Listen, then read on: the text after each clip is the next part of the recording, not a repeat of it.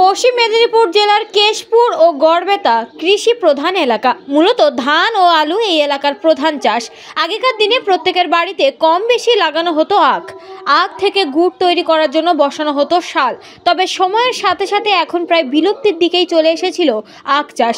তবে হঠাৎ করে আবার আখ চাষের উপর জোর দিয়েছে গড়বেতা ব্লকের মেটাডহর গ্রামের চাষিরা। চাষি মমতাজ খান জানান, ধান আলুর তুলনায় অনেকটাই লাভজনক এই চাষ। তবে সময় মতো ওষুধ প্রয়োগ করতে হয়। আখ মিষ্টি হওয়ার কারণে পোকামাকড়ে খেয়ে নেওয়ার প্রবণতাটা একটু বেশি দেখা যায়। পাশাপাশি সরকারি সাহায্য পেলে আরও ভালোভাবে চাষ করা যাবে বলে জানান তিনি। অপর এক চাষি আহমদুল্লাহ খান জানান, অন্যান্য চাষের তুলনায় লাভ বেশি। বিঘে প্রতি প্রায় 30 থেকে 35 হাজার টাকা লাভ হয়। তিনি আরও বলেন, যারা আলু ও ধান চাষের প্রতি বেশি আকৃষ্ট হচ্ছেন তারা আখ চাষ করুন, লাভ ভালো হবে। তবে এখন আখ থেকে গুড় তৈরি করতে আর মেশিন বসানো হয় না।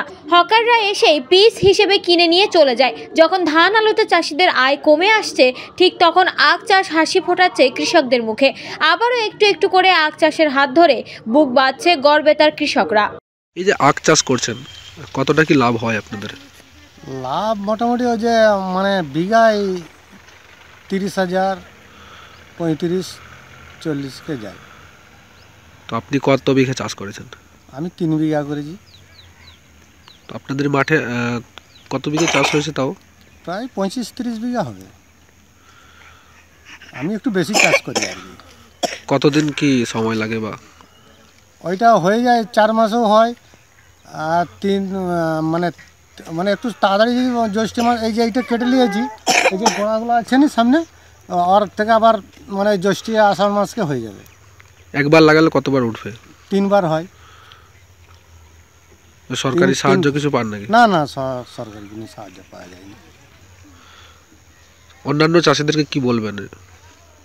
হ্যাঁ, এলে বলবো তো বলবো, এরকম এলে অন্য আবার বলবো যে এসছিল, মানে ধরুন মানে ওইটা ফসল ভালো হয়ে আছে, সরকার থেকেও কিছু পাওয়া যাবে। সে ভালো তো লাভ হয়নি, এই পাশাপাশি চাষ করার জন্য এটা বলবো, যেমন এই চাষি করে সব লোক এই করাই করে। আপনার নাম? আহমদুল্লাহ হন।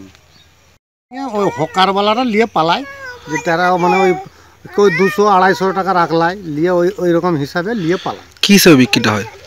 ওই মেশিংয়ের দ্বারা। না, বিক্রিটা কি পিস না কি কুইন্টাল না কি? পিস হিসাবে বিক্রি হয়। ওই 6 টাকা 7 টাকা পিস হিসাবে বিক্রি হয়। কোথা থেকে আসে কিনতে মূলত? ওই আমাদের গ্রামের লোকই আছে, আর বাইরের গ্রামের লোক আছে, মানে যেখানে বিক্রি করতে যায় তারাও জেনে গেছে, তারা মেশিং করেছে।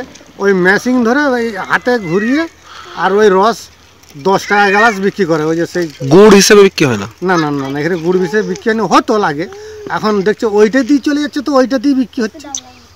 মানে বলছে মানুষের খেলে উপকার আছে, ওই হিসাবের জন্য মাড়া মেশিন বেশি বিক্রি। এই যে আখ চাষ করেছেন, কতটা লাভ হয় অন্যান্য চাষের থেকে? অন্যান্য চাষের থেকে লাভ আছে। সরকার যদি কিছু সাহায্য করে তাহলে আমাদের আরও চাষিদিকে বলা যাবে, আর চাষি করবে।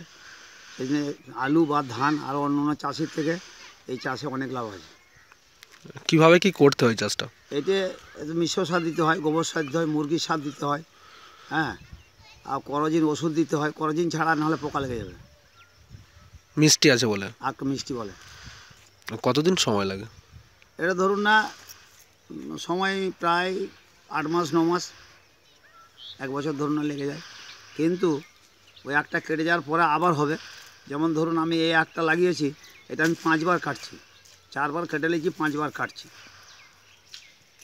আচ্ছা, অন্যান্য চাষের তুলনায় অনেকটা লাভ? অনেক লাভ।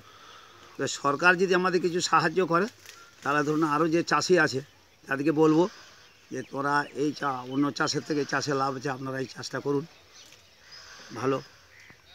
আপনার নাম? মমতাজ খান।